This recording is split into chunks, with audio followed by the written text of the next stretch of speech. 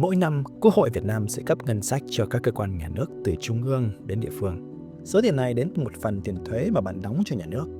Bạn được quyền góp ý việc phân bổ ngân sách nhà nước, nhưng khi nhìn vào các con số thì bạn sẽ không biết phải góp ý ra sao.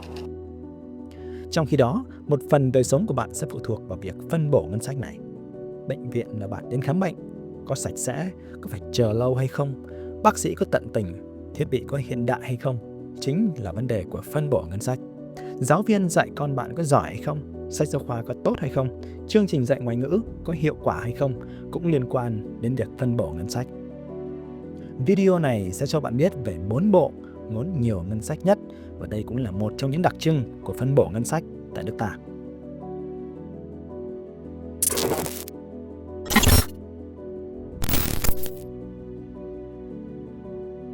Ngân sách lớn nhất thuộc về Bộ Quốc phòng. Theo dự toán chi ngân sách năm 2021-2025, ngân sách Bộ Quốc phòng chiếm đến 1/3 tổng ngân sách nhà nước cấp cho các bộ. Năm 2021, nhà nước cấp cho Bộ Quốc phòng hơn 171.630 tỷ đồng.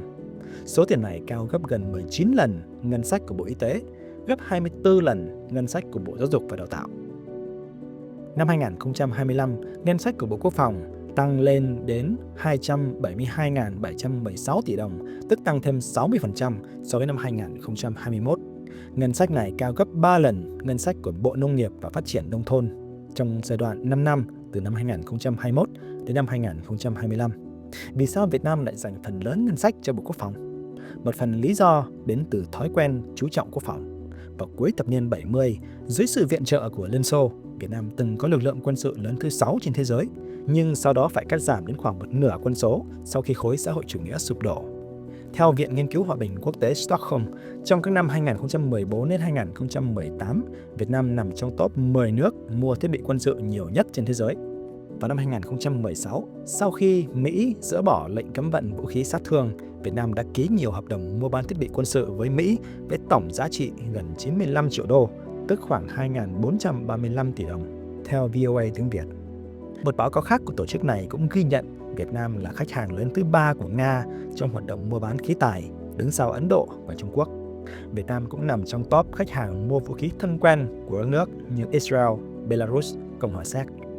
Tiến sĩ Ian Story thuộc Viện Nghiên cứu Đông Nam Á trả lời với BBC News tiếng Việt, trong giai đoạn 1995-2023, hơn 80% khí tài quân sự của Việt Nam đến từ Nga.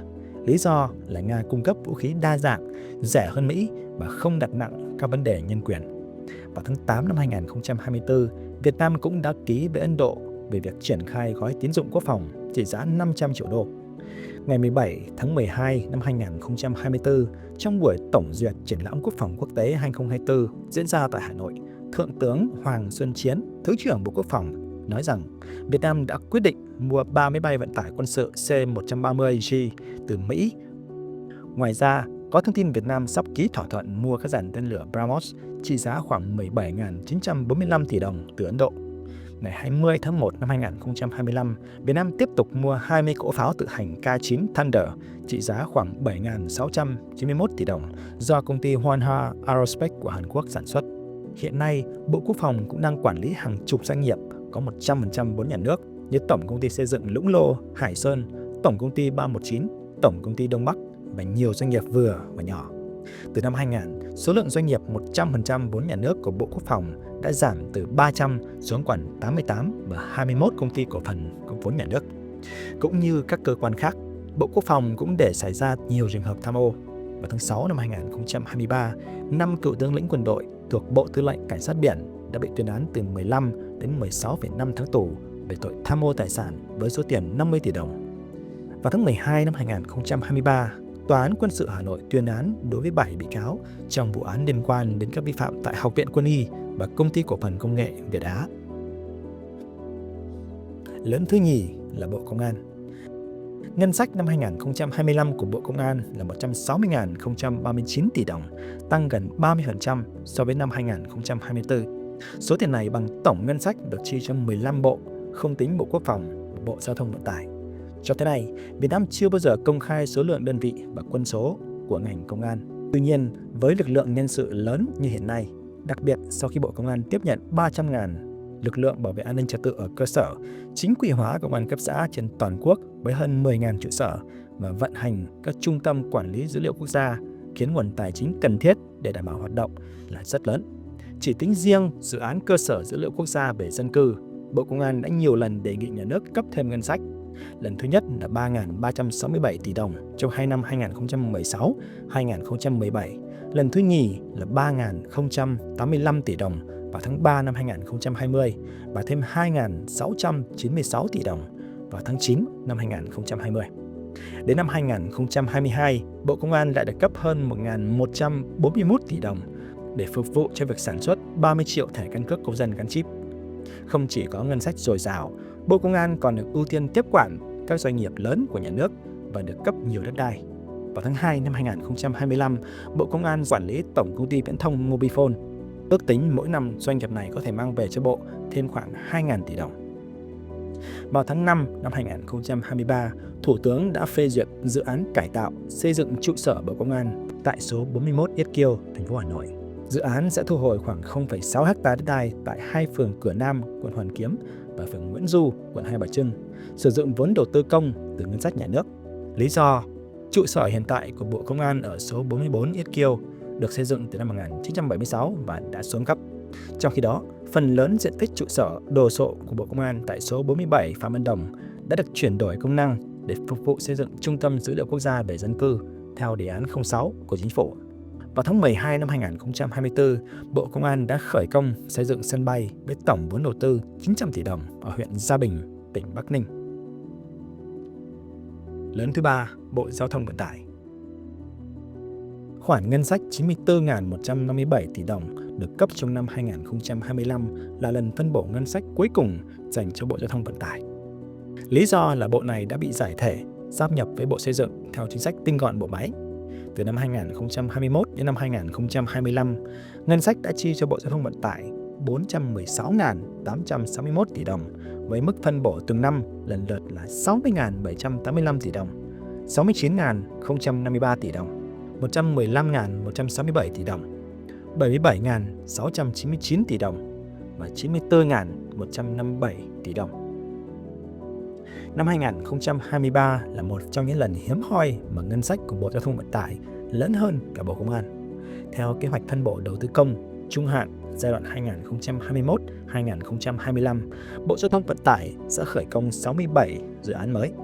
Trong số đó, 6 dự án trọng điểm quốc gia là cao tốc Bắc Nam giai đoạn 2021-2025, cao tốc Châu Đốc, Cần Thơ, Sóc Trăng, cao tốc Khánh Hòa, Buôn Ma Thuột, vành đai 4 Hà Nội, vành đai 3 Thành phố Hồ Chí Minh, mở rộng cao tốc Thành phố Hồ Chí Minh, Long Thành, Dầu Giây. Tổng nguồn vốn Bộ Giao thông Vận tải được giao cho giai đoạn này là khoảng 396.435 tỷ đồng. Vào tháng 2 năm 2023, Bộ Giao thông Vận tải được bổ sung thêm 31.392 tỷ đồng ngoài nguồn ngân sách trung ương năm 2022 cho 5 dự án cao tốc lớn gồm Hà Nội Hải Phòng, Nội Bài Lào Cai, Đà Nẵng Quảng Ngãi, Thành phố Hồ Chí Minh, Long Thành, Dầu Giây và Bến Lức, Long Thành. Theo kế hoạch, trong năm 2025, Bộ Giao thông Vận tải sẽ hoàn thành được 51 dự án và dự án thành phần. Lớn thứ tư, Bộ Lao động, Thương binh và Xã hội. Xếp sau Bộ Giao thông Vận tải về mức chi ngân sách là Bộ Lao động, Thương binh và Xã hội.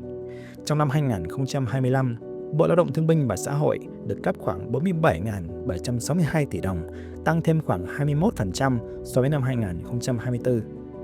Bộ Lao động Thương binh và Xã hội được mệnh danh là Bộ Truyền thống, có tuổi đời 79 năm và là cơ quan của chính sách an sinh xã hội. Ngày 28 tháng 8 năm 1945, Chủ tịch Hồ Chí Minh đã ký tuyên cáo thành lập Chính phủ lâm thời nước Việt Nam Dân chủ Cộng hòa, bao gồm 13 bộ, trong đó có Bộ Lao động và Bộ Cứu tế Xã hội, tức là tiền thân của Bộ Lao động, Thương binh và Xã hội. Bộ Lao động, Thương binh và Xã hội có chức năng quản lý nhà nước về các lĩnh vực lao động, xã hội và người có công trên phạm vi cả nước. Năm 2024, Bộ này giữ vai trò hạt nhân trong việc tham mưu Chính phủ ban hành nhiều chính sách an sinh xã hội mang tính đột phá, chẳng hạn tăng 6% mức lương tối thiểu từ 200.000 đồng đến 280.000 đồng, tăng 15% mức lương hưu hàng tháng, tăng mức chuẩn trợ giúp xã hội lên 38,9% từ 360.000 đồng lên 500.000 đồng một tháng, tăng mức chuẩn trợ cấp ưu đãi người có công với cách mạng từ 2,05 triệu đồng lên 2,78 triệu đồng mức tăng cao nhất trong 20 năm qua. Hỗ trợ chính phủ phát động chương trình xóa nhà tạm, nhà dột nát cho hộ nghèo, hộ cận nghèo với kinh phí kỷ lục gần 6.000 tỷ đồng. Ngoài ra, trong năm 2024, Quỹ Bảo trợ Trẻ Em Việt Nam của Bộ Lao động Thương binh và Xã hội đã vận động được hơn 116 tỷ đồng, hỗ trợ khoảng 118.000 trẻ em có hoàn cảnh đặc biệt khó khăn. Sau gần 33 năm hoạt động, Quỹ Bảo trợ Trẻ Em Việt Nam thuộc Bộ Lao động Thương binh và Xã hội đã vận động được hơn 1.800 tỷ đồng cùng hàng trăm nghìn tấn hàng hóa, hiện vật để hỗ trợ cho trên 7,6 triệu lượt trẻ em có hoàn cảnh đặc biệt khó khăn trên toàn quốc. Đây là quỹ duy nhất của nhà nước được thành lập theo luật bảo vệ, chăm sóc và giáo dục trẻ em. Kể từ ngày 1 tháng 3 năm 2025, Bộ Lao động Thương binh và Xã hội sẽ dừng hoạt động theo kế hoạch tái cơ cấu tổ chức của chính phủ. Trong đó, 29 nhiệm vụ được bàn giao cho Bộ Nội vụ. Tổng cục Giáo dục nghề nghiệp, 3 trường đại học cùng với 14 đơn vị liên quan khác sẽ chuyển sang Bộ Giáo dục và Đào tạo. Các đơn vị như Cục Trẻ Em, Cục Bảo trợ Xã hội, Cục Phòng chống tệ nạn xã hội sẽ được chuyển về Bộ Y tế. Đó là thực trạng phân chia ngân sách dành cho các bộ của Việt Nam. Nếu bạn được quyền phân chia ngân sách, bạn sẽ cho bộ nào được hưởng nhiều ngân sách nhất?